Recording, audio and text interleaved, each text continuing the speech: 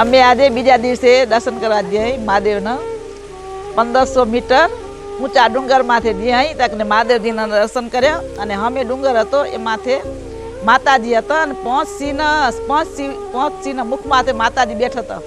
અને કાર્તિક સ્વામી બેઠા હતા ને મોર માથે પણ મેં બધાને કાંતિને કીધું કાંતિ આ કેવા લાગે બાપાસી બેઠા એવું લાગેલું તો કે માસી બાપાસી નથી આ તો કાર્તિક સ્વામી એ કે પછી ખેલી ખેલીને હું તો ઊંધી પડી અને એથી મજા આવી એ દર્શન કરી એથી નીકળ્યા પછી જાતો તો એથી બીજો ડુંગરમાંથી જ્યાં ફરીને અમે ડુંગરમાંથી ગણપતિના એ પણ એટલો ને એટલો ઊંચો ડુંગર હતો પણ એકને 5 મુખા ગણપતિ દાદા હતા.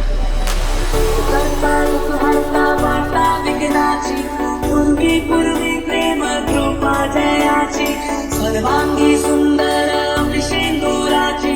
कंठी सरकी बाल बुट्टा फळाची जय देव जय देव अंबादर विनायका गुरुबल्ला वेंकट मोर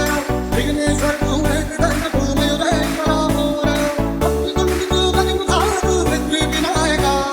भक्तिगुंडिगु गणिमुखारु पृथ्वी विनायका ओ श्रीमंत दगडू शेठ गणपती की जय ओ श्रीमंत दगडू शेठ गणपती की जय बाप्पा मोरया मोरया मोरया रे बाप्पा मोरया मोरया मोरया रे गजानना पार्वती नंदन गजानना विघ्न विनाशक एकदंताय भोले पुत्रा गजानना गजानना पार्वती नंदन गजानना विघ्न विनाशक एकदंताय भोले पुत्रा गजानना. અને એનો એક ઉંદર હતો એ આપણે હા નાનકડો લાગે ગણપતિ મોટા તો ઉંદર કેટલો લાગે એનું વન પણ એકને જોઈને મજા આવીને બહુ મજા માણી રાતા 2 વાગે અહીંયા બેઠા પણ ખબર નથી પડતી એટલું ઠંડુ ને શાંત વાતાવરણ છે મજા આવે રહી એવી મજા માણી રહી જાય આપે પણ આવે બરાબર કોનથી મીરા અમને અહીંયા તેડ્યા હતો